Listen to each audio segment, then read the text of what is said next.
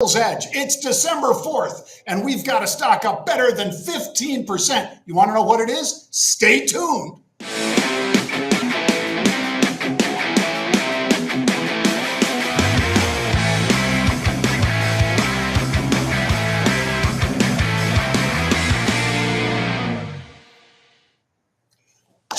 Bang. All right. He's Pete Najarian, somewhere over there. I don't know. Pete. Hey, Pete. We used to have Pete and repeat, folks, and hopefully not too much repeat today. But we welcome you to the Rebel's Edge. He is indeed Pete Najarian. I am Jon Najarian. We've got Jared handling all of the difficult stuff. Pete and I just have to look at the stocks, analyze them, and tell you whether we buy them, sell them, or hold them. Jared has to put up all the dancing bulls, bears. Today it's bears for the second day in a row, Pete. We've got bears because just because. I mean, people are getting more worried after a furious few weeks. In fact, November, one of the best Novembers on record. And now we've got the Fed not speaking, of course, until December 13th. So we've got till next week. And then Wednesday next week, we'll find out whether or not they do what 99.9% of the investors think they will do, which is stay on the pause, right, Pete? They got their hand on that pause button, John, and the fact that we are moving around the way we are based upon, maybe the Fed won't. Well, I think the Fed knows exactly what they're going to do at this point. Yeah, I got to believe they do, Pete. Well, let's get started with the macro minute, Pete. And obviously, the sell-off more aggressive in the NASDAQ. They're more susceptible to rates. But the rates aren't moving, Pete. It's not the 10-year today. It's just traders' perception that maybe the 10-year overshot in terms of yield to the downside, in terms of pricing to the upside, because you guys know how that works. Price up, yield down. Well, we've just been on pause for 3 cycles. If we go on for the 4th, does that justify basically 80 bips worth of decreased yield, Pete? I don't know. Well, and I'll say this, John, when you talk about the macro minute, I think it does come down to what we were just hitting on a minute ago, though, the interpretation of the Fed. It seemed like last week, everybody was like, you know what? They're not only going to pause, they're going to start cutting. And when they start cutting, then we're going to get all excited about it. Well, I don't think that the cutting is that soon to come, John, but either way, the Fed's going to tell us. They've been transparent. They'll continue to be transparent, I think. I don't know why that would change. And so because of that, I think people are starting to say, well, what if they don't do that then? What if the path is a different way? And I think that's why we're seeing what we are seeing, which is the NASDAQ is really leading to the downside today. It's been down, it's been staying down, and it's been down over 1% for the entire trading session. Dow's been moving around, but the S&P and the NASDAQ, it's been down, down, down, down without much relief. Yep. And I'll lead us into the fantastic futures with Pete's great lead in there. Because fantastic futures. Well, the fantastic futures today has to be Bitcoin, Pete, because the Bitcoin futures ran through 41,600, maybe even higher in some of the trade that I'll deem pre-market. In other words, the overnight trade from Asia and so forth. But we were up better than $2,000, Pete. So I'm going to say Riot Blockchain, Mara, which is Marathon Digital, Coinbase, all of the Bitcoin-related stocks also running with those futures. And not only running with those futures, John, but those that are lucky enough to be in the options, they've heard us talking about this, and they have been under that UOA, unusual option activity. Those names have all been popping up. I'm just going to say real quick this.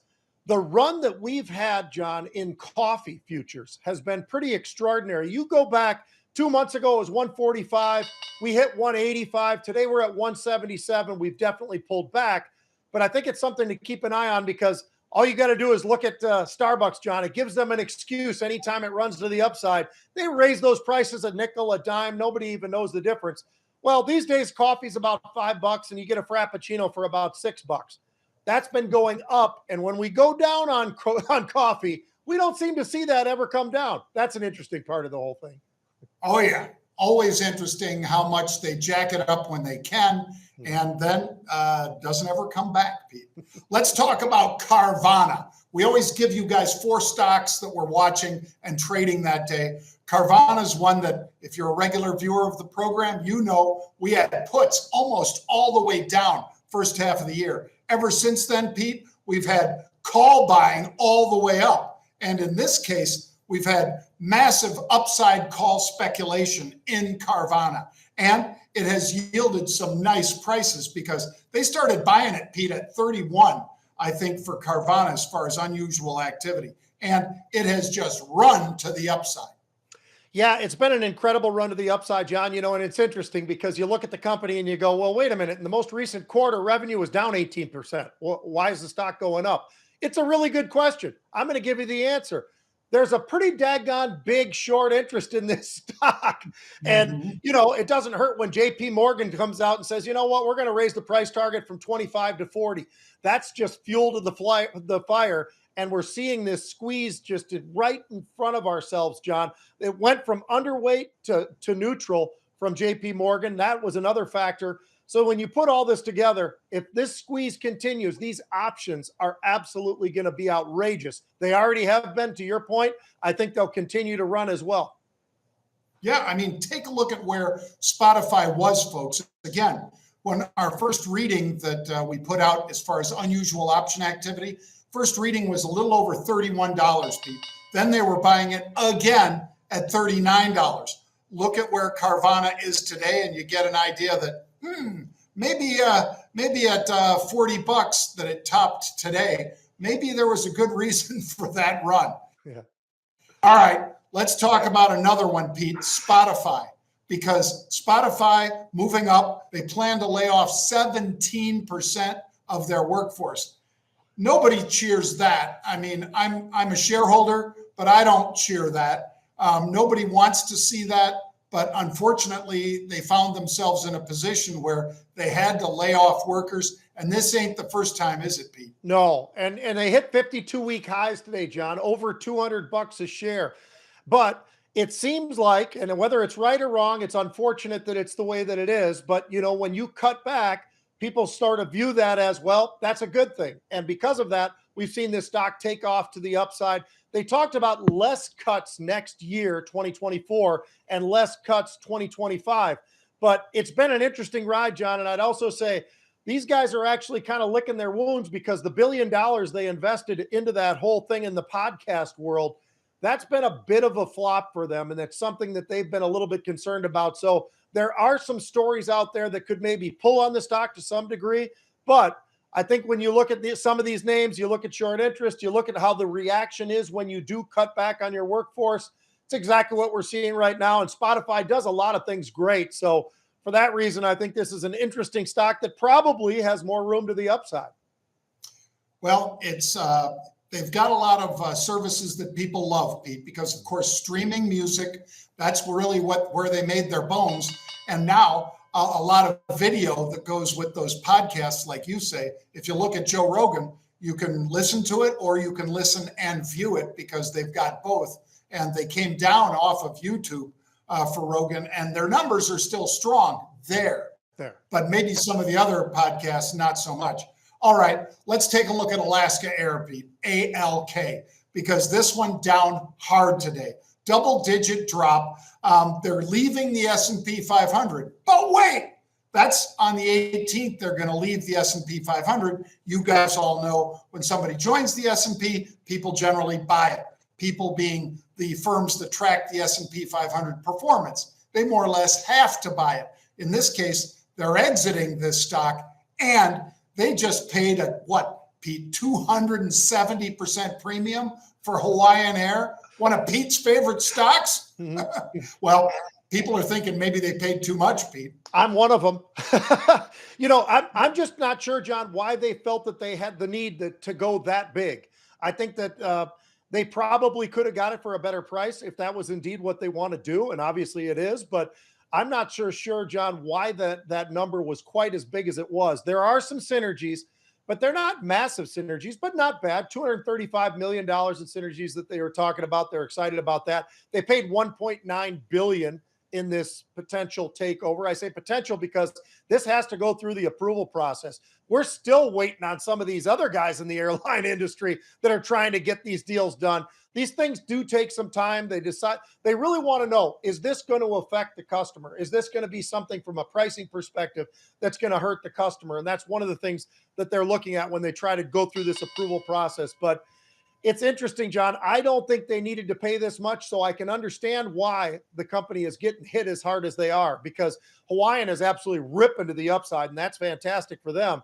But you look at Alaska, and it's down, what, 15% or more, trading closer to, 30 than 50. That's not so great. Yeah, and Hawaiian Airlines, Pete, everybody that tried to be a big runner of Hawaiian flights, because there have been several iterations that have gone bankrupt. Alaska Air is better capitalized, obviously, but still, to see them pay this much for it, Pete, they must be planning to jack up fares. Probably not immediately, but this is a $4.2 billion company. To see them pay this much over the closing price is something that I think everybody has a little bit of a head scratch on that one. Yeah. All right, let's hit one more. Sigma Lithium. You guys know that I talk about lithium stocks a lot. Heck, who doesn't? Because lithium is the future if you believe in EVs. Now, maybe hydrogen ends up being what the future is rather than lithium and lithium ion batteries. Maybe they'll go to other forms of lithium and so forth.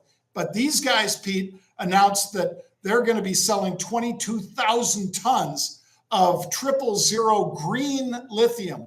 So the tailings, which is what's left over from the mining operation and so forth, a lot less of that with this kind of operation. That's why they're calling it green. So this is a big win potentially for them, although the stock not exactly reacting that way. And the other lithium stocks, Pete, moving down because this was such a big amount of lithium to come onto the market all at once through Glencore. Yeah. It's interesting how they, I would bet that the interpretation would be, well, this thing must be up 5-10%, right? I mean, people are all excited about this whole thing. It's exactly, as you said, it's exactly the opposite thing. There is a very high short interest in this stock as well, John. This is definitely not the day for the squeeze. The shorts today are pretty happy about that short. So that's something that I think is pretty interesting. They do have an immense amount of debt, makes some sense. Their cash burn is extremely high. So there are some concerns that I have about, the balance sheet itself. But, today it's definitely getting hit a little bit, not a lot. 5% is not a massive move to the downside, but certainly hitting the wrong way, and everybody's expectations were probably higher.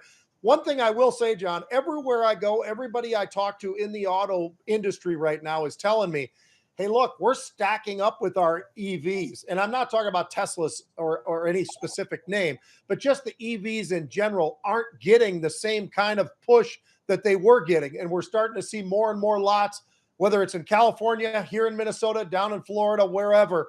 I've just been noticing every guy that I talk to that's in that industry says, we couldn't hold on to these things for a while. Now we can't sell them. So there is a bit of a change, at least right now. We'll see if that stays. Obviously, the price at the pump has come down too. Maybe that's part of it as well. Very well could be. Folks, you know what we bring you next. We bring you Red Zone Sports, Pete's Red Zone Sports. So, Pete, what have you got? What do you want to talk about? Do you want to talk about Georgia and Alabama and how they fought to a draw, basically? Georgia beat Alabama earlier, lost to them in the SEC championship. Does that mean they shouldn't be in the 4-team championship, Pete? Well, I think the interesting thing is this, John, and it's a fun topic because everybody's got an opinion, and I've got really good friends who have the exact opposite side of me. and so everybody's going to have an opinion. That's what makes this so fun. It's what college football is so great. By the way, everybody thinks this is going to go away next year because, hey, we're going to go to the final 12. That'll be fine. Oh, really? Here's the question for you. You go to 12, you're going to include teams with 2 losses. If you think it's tough to figure this one out with 1-loss teams and no-loss teams and everything else, wait till you go that direction and you've got all this long list of those that went undefeated, those that have 1 loss, and hey, how about those that have 2 losses? And you're going to have to go through that. It's not going to get any better. As a matter of fact, my prediction is it'll only get worse. It'll get more people inflamed about whatever. But the inflamed thing this year is Florida State. And I'm here to tell you this. Florida State, understandably so, they feel like they should be there, right, John? They're 13-0. How can you leave them out? I'll tell you how you can leave them out. They played in the worst of the Big Five, right? When you look at the ACC, tell me who else was rated in the ACC at the end of the season. Earlier, right. Duke wasn't just a basketball school, they're a football school. Lost the quarterback, they started to tank. But you go through their entire roster, you just go, okay, early on you played somebody. You played LSU. But after that, who did you play? Louisville stunk towards the end of the season, by the way. They got beat by Kentucky. They got beat by a really crappy Pitt team this year, John. And then they go out and they lose to Florida State when Florida State's got their third-string quarterback in there. And that's the big deal for me, because the reason why I would have said if I was on that committee, it's going to be Michigan 13-0, Washington 13-0, Texas 12-1, Bama 12-1. I'd have to leave out Georgia because it all comes down to when did you lose the game? And when you go back and you look at it, you say, well, Texas beat Bama. Well, that was week 2. All right. So the rest of the year, Bama went bang, bang, bang, bang, bang, bang, bang, and they went through it all right. So you've got to kind of look at where the losses come, when they come, who did you lose to, and all the rest of it. And I think they actually got this one right. Now, I understand there's a lot of Florida State people that are giving me a lot of crap about this, John, but the reality is this. If they had the quarterback that they had all year, absolutely, no doubt about it, Bama's not getting in there. That spot's for Florida State. But it just didn't happen. So you lose one of the best quarterbacks in football. You go to the second-string guy, you barely win a game. You go to the third-string guy, and you basically stumble over yourself against Louisville, and you still win. You go 13-0. I'll tell you what, John, without that quarterback there is no way. And all you got to do is check the Vegas odds, because the odds, if you put them up against Bama or them against Michigan or Florida State against any of the others, it was double digits or much bigger than just the plain double digits in terms of what they expected. So I think they got this one right. How about you?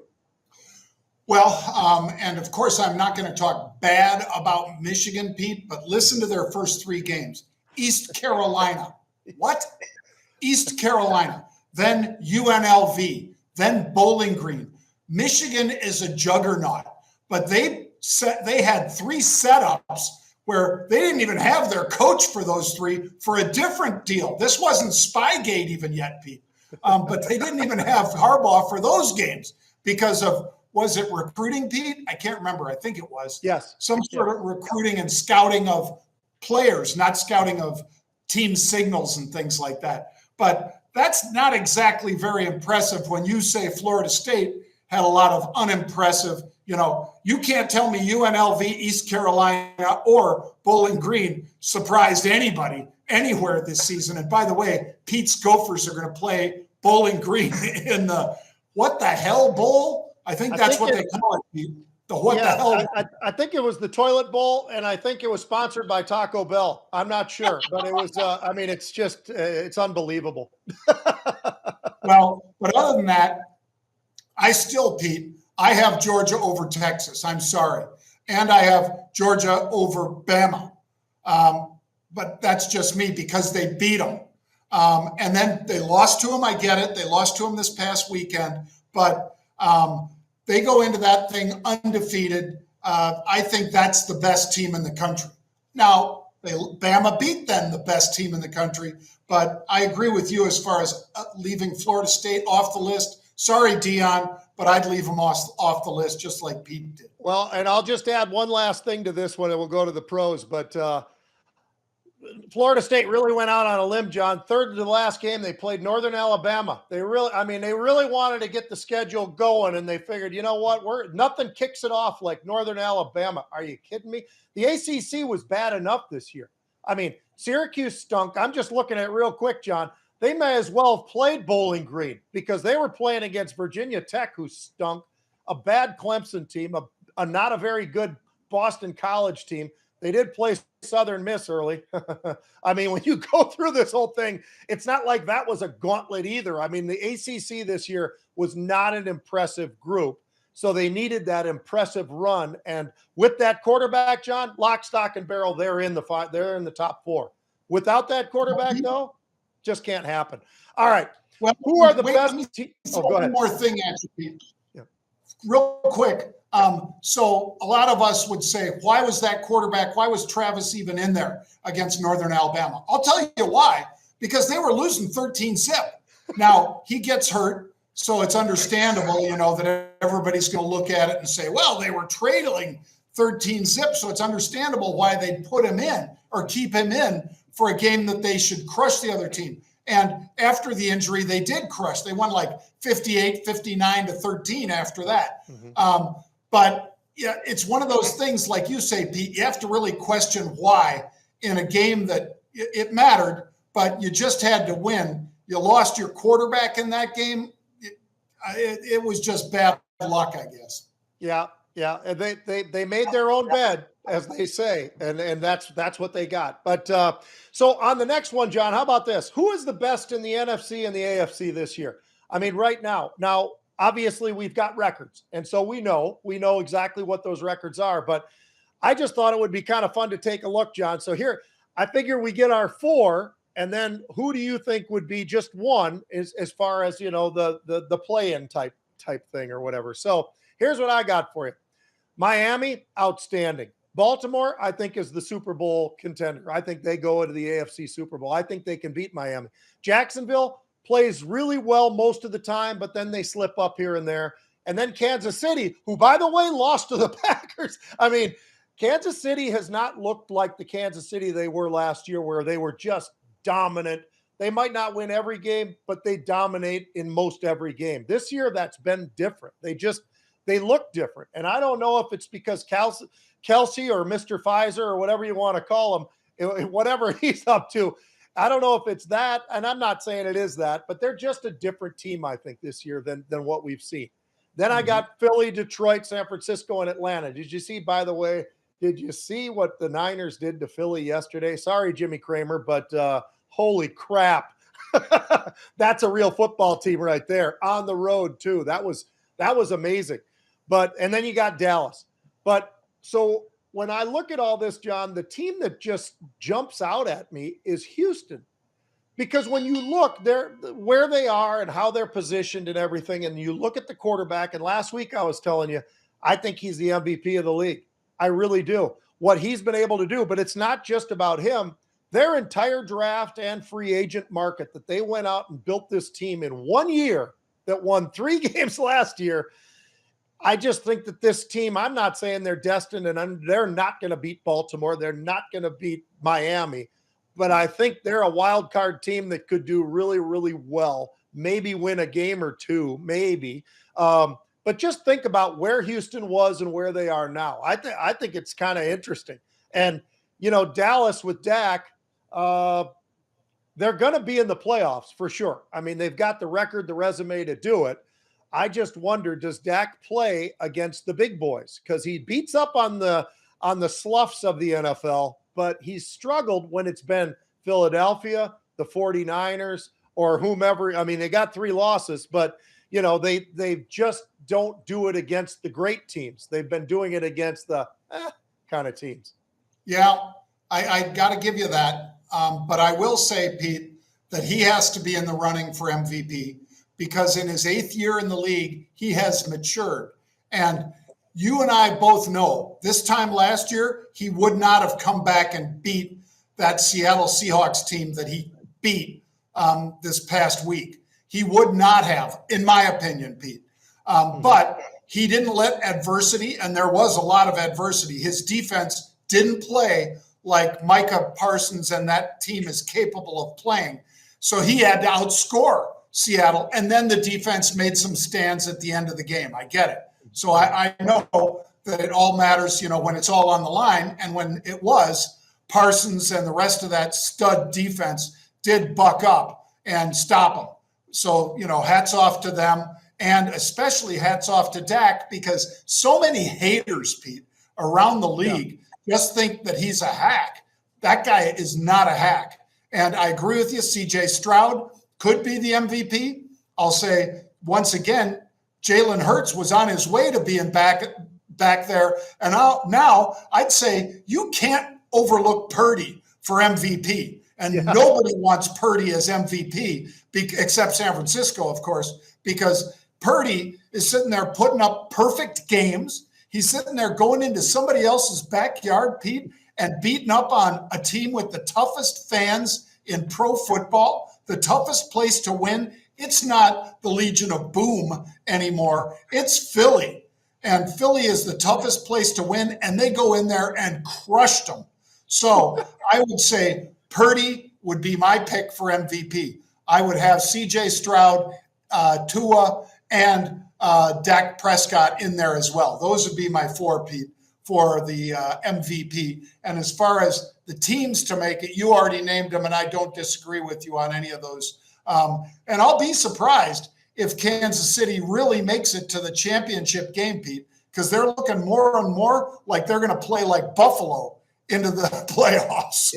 Yeah. No, you're right. I'll tell you what, John, how about this? There are 3 guys on San Francisco, 3 that could potentially be the MVP. Deebo Samuel, the guy is off the charts. I mean, he is unbelievable. McCaffrey, I mean, all the kid does is he's probably the fastest running back in the NFL. People don't realize that for different reasons, but he's probably the fastest, strongest running back right now in the game. And does it all. He can throw, he can catch, he can block, he can run, he can do it all. And to your point, Brock Purdy. I mean, think about that. You got 3 guys on one team that potentially could be, you could argue each one of those 3 on which one is the reason why San Francisco is so good. And all 3 of them yesterday basically put it on parade in front of the best defense in football, unless San Francisco. And they can't play themselves. Right. Well, and that's the thing, Pete. I mean, they definitely made that announcement that they have arrived by going into Philly and winning that game in that fashion. And we knew they arrived because last year they were right down to the short strokes when it came to, unfortunately, Brock Purdy getting hurt in that game against Philly. But this year, nobody wants to play them. Nobody wants to play them healthy because Armstead in the middle, Young on the one side and Bosa on the other. Oh my God, that's a murderer's row, and you can't get outside of them. And then you've got Armstead coming right up the middle. I mean, that's the scariest team to face when you're a quarterback. And last year, you're right. They lost. They were down to their third. They didn't have a third quarterback. No. And by the way, the commissioner still hasn't fixed that. Get on that, man. You're making $45 million a year. For God's sakes, figure this whole thing out. Make every team have 3 quarterbacks dressed and ready to play. It's the way you got to do it. Yep. Well, let us know what you think, folks, at PETE Najarian, Najarian, or me, Jon, same last name, Najarian. Send us some tweets. Let us know what you think. We might talk about those topics, might use your tweet on the air. So make sure you're ready to join us tomorrow, 1 p.m. Eastern Time. See you then.